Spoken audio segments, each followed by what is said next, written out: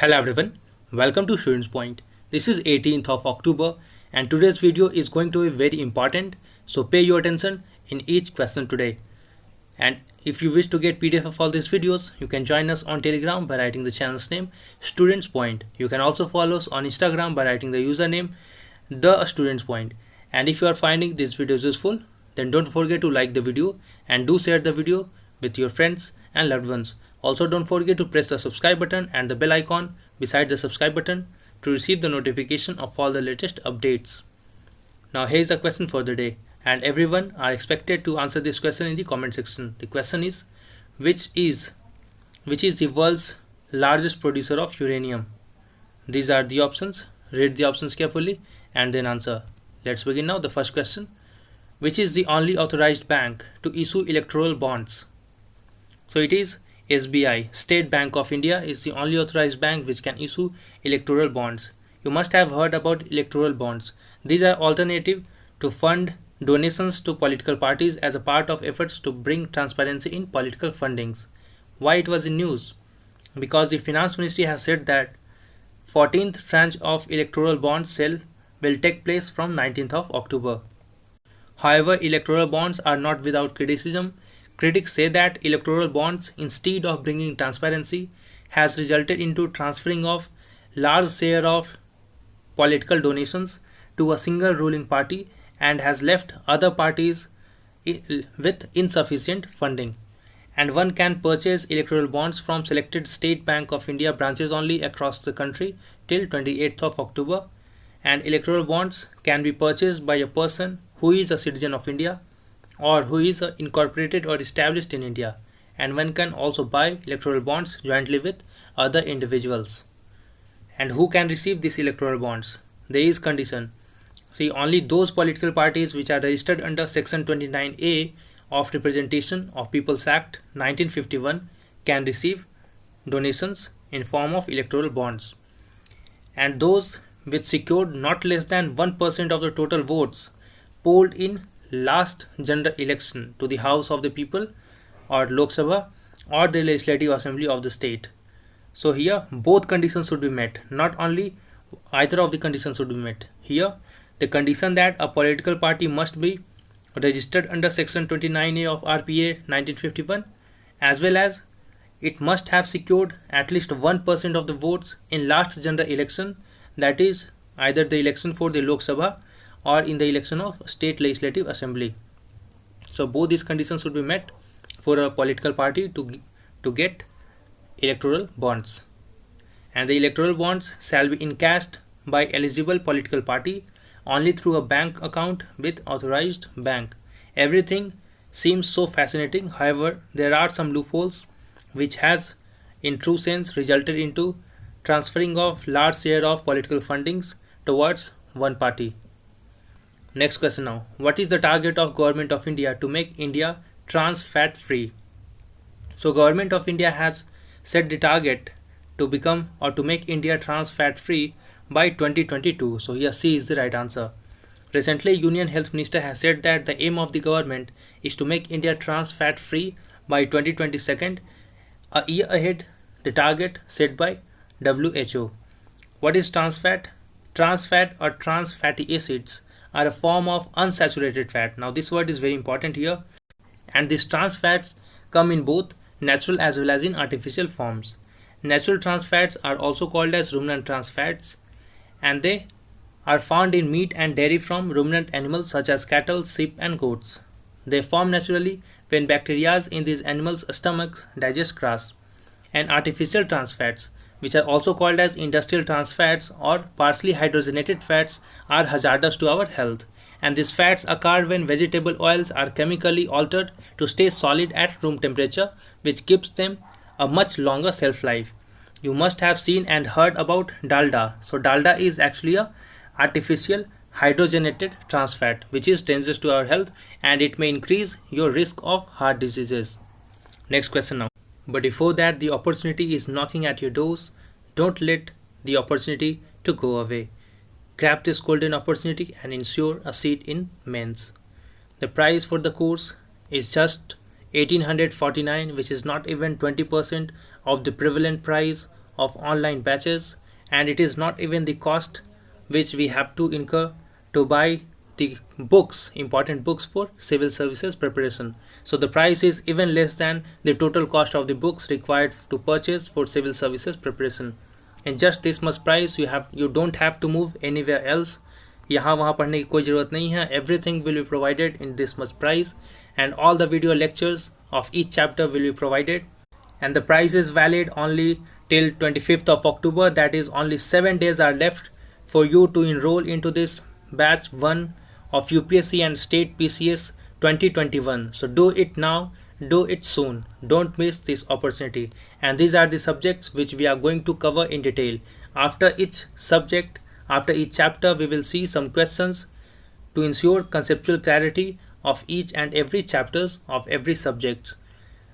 The subjects which we are going to cover will cover the syllabus for both prelims as well as mains, but our prime emphasis will be on prelims. So do enroll yourself into this course as soon as possible, as only 7 days are left within which you can avail the discounted price. And the link for subscription or payment has been provided in the comment section at the top as well as in the description box of the video. Go there and have your plan as soon as possible. And there are several and multiple ways within which you can make your payment. Next question now. What is the rank of India in the Global Hunger Index 2020? So India has been ranked in Global Hunger Index 2020 at 94, and the index ranked 107 countries. In 2019, India was ranked 102nd. In 2018, India was ranked 103rd. It ranks countries based on 4 parameters, 4 indicators, which are undernourishment, that is lack of nutrition; child wasting. What is child wasting? See, wasting is a condition in which there has been growth of height, but there has not been growth of weight in proportion to the height. So a child has gained some height, but there has not been enough weight. While child stunting is a condition in which there has not been enough growth of height in accordance with the age of that child. While child mortality, that is the death of child. So these are the 4 indicators based on which countries are ranked. And this index, Global Hunger Index, is an annual report jointly published by Concern Worldwide and World Hunger Life. And it was first produced in 2006. It is published every October, and this edition marks the 15th edition of Global Hunger Index.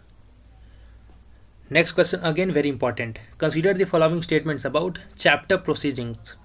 These are preventive actions taken by the police if they fear that a particular person is likely to create trouble and disrupt the peace in society. This statement is correct. So it is not an FIR. It is different from an FIR, and it is a preventive action taken by police to intimate a person that there might be chances that if you do anything to affect and disrupt the peace of society, then you might be arrested or be charged. These proceedings are unlike punitive actions taken in case of an FIR with an intention to punish. So here both of these statements are correct. So C is the right answer here. And in chapter proceedings, the police can issue notices under sections of Code of Criminal Procedures to ensure that a person is aware that creating nuisance could result in action against him, which includes paying a fine, in the absence of which he could be even put behind the bars. And generally, notice is issued under section 111 of CRPC, whereby a person is asked to present himself before the executive magistrate or an ACP rank officer in the commissionerate of a deputy collector in rural areas. An interesting fact to note here is that chapter proceeding is not a legal term. Then why it is called chapter proceedings? Because since all the sections related to preventing of crime fall in a single chapter, that is why it has been referred to as chapter proceedings. Next question now. International Day. Why it was in news? Because recently this chapter proceeding has been initiated against Arnab Goswami, the editor of Republic Bharat. Next question now. International Day for Eradication of Poverty 2020 is observed on. So it is observed on 17th of October. So here B is the right answer. And the theme for this year is acting together to achieve social and environmental justice for all. When it started to being observed, the first commemoration of this day took place in Paris, France in 1987 when a lakh people gathered to honor victims of poverty and fear at the unveiling of a commemorative stone by Joseph Rimsky. Who was Joseph Rimsky? He was founder of International Movement of ATD Fourth World. What is this ATD Fourth World? It is a non-profit organization working in the field for the eradication of chronic poverty. And in 1992, 4 years after Rimsky's death, United Nations officially designated October 17th as the International Day for Eradication of Poverty. Next question now. Consider the following statements about Baba Banda Singh Bahadur ji. Let's see. He was a Sikh warrior and a commander of Khalsa army. This is correct. And at the age of 15, he left home to become a Hindu ascetic and was given the name Madhodas. This is also correct. And in 1708, he became a disciple of Guru Gobind Singh. This is an important point to note here, that in 1708 he became disciple of Guru Gobind Singh and Guru Gobind Singh gave him the name Banda Bahadur. So here all of the statements are correct. And why news? Because Prime Minister Sri Narendra Modi has paid tribute to brave Banda Bahadur Singh ji on 350th Jayanti. He became Khanda in Sonipat and assembled a fighting force and led the struggle against the Mughal Empire. His first major action was the sacking of Mughal provincial capital Samana in November 1709. After establishing his authority and Khalsa rule in Punjab, he abolished Jamindari system and granted poverty rights to the tillers of the land. Next question now. Consider the following statements about Global Tuberculosis Report 2020. Now again very important question. India accounts for 26% of TB cases in the world, which is the highest in the world. So this is correct. And largest burden of drug-resistant TB were reported in India, China and Russia. This is also correct. So here both of the statements are correct. So C is the right answer. The report has been released recently by WHO. It says that COVID-19 might increase the TB related deaths to 0.2 to 0.4 million worldwide. Why so?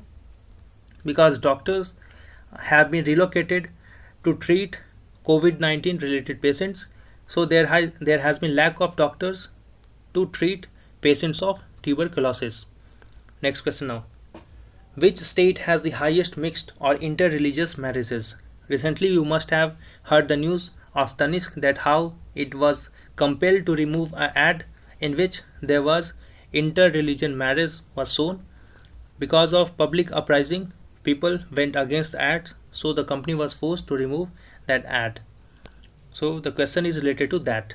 Which state has the highest mixed or interreligious marriages? So it is actually the state of Punjab which has the highest rate of interreligious marriages. So Punjab is not given here in the options. So D is the right answer, none of the above. We have seen the news that interfaith couple in an advertisement aired by Tata owned Tanishq led to the accusation of it promoting love jihad, and Tanishq finally withdrew the advertisement fearing a larger impact on the brands. Now let's see.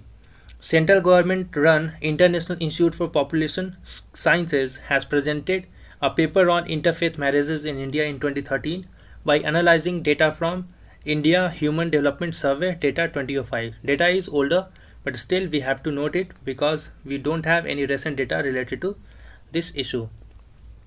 The finding of this data shows that there has been 2.21% of all married women between the age group of 15 to 49 who had married outside their religion, and the proportion of interreligious marriages is highest at 2.8% among women who are in the young age group of 15 to 19, while this percentage decreases as the age increases, which shows that it has been reduced to 2.3% for those who are aged between 20 to 24, and further it has reduced to 2% for those who are between 25 to 29 years of age.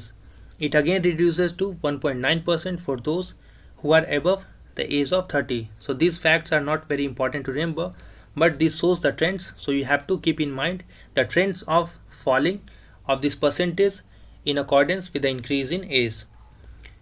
And interreligious marriages are greater among the women living in urban areas at 2.9% compared to 1.8% for rural areas, what might be the reason for it? See, in urban areas, there are chances of more interaction between the male and female. There are also issue of law and order. In urban areas compared to rural areas, law and order situations are better. So there are chances of interactions, and जब interactions होंगे तो automatically people might know each other. While in rural areas there are hardly any chance of interactions, so there are less chances of interfaith or interreligious marriages as well. In rural areas also, rural areas are actually the representative of traditions, customs of India. So in rural areas there are a strict enforcement of such traditions, customs, norms by the society itself. So people get less chances even if they favor interreligious marriages. While in urban areas people are less bound by their norms and social customs. Also, the prevalence of women marrying outside their faith is highest among Christians, with 3.5% of women having mixed marriages, and in Punjab it is the highest at 7.8%, the total of all marriages which are interreligious marriages, and in Jharkhand the total interreligious marriages of all was 5.7%. In Andhra Pradesh the total interreligious marriages of all marriages was 4.9%. So these three states are very important to remember from examination point of view: Punjab, Jharkhand, and then Andhra Pradesh. And the lowest percentage of mixed marriages were reported in Bengal at just 0.3%, followed by Chhattisgarh 0.6%, and then followed by Rajasthan 0.7%. So if you have found the video useful till now, don't forget to like the video and do share the video with your friends and loved ones. Sharing of video with as many friends of yours is very important for the support of the channel. Every share matters a lot, so do share the video with as many friends in your social medias, Instagram, Facebook, WhatsApp, Telegram, or wherever you can do it. That will be a great contribution towards the growth of the channel. Next question now. Bepi Colombo space mission in news recently has been launched by, so it has been launched jointly by JAXA, that is the space agency of Japan, along with European Space Agency. So here both A and B is correct answer. And the mission is to reach Mercury by 2025. It was launched on Ariane 5 rocket. The mission is a part of Horizon 2000 Plus program by European Space Agency. Bepi Colombo spacecraft was in news recently because it has crossed Venus in its journey towards Mercury. Now let's see some more points in news. Recently, Thailand's government banned gatherings of more than 5 people in the face of 3 months of escalating demonstrations that have targeted the king as well as the Prime Minister. The root of this current discontent goes back to 2014 coup, which brought junta or military dictatorship in power, which tightened its grip on power and introduced more and more restrictions on the public. So the basic reason behind this protest was decline of right to freedom of speech and expression by the government. Initially, government allowed the peaceful protest, but since the protest started taking the form of anarchy, government has imposed strict restrictions. So I hope you find the video useful. Do like and do share the video, subscribe and press the bell icon. We will meet again in the next video. Until then, stay safe and thanks for watching.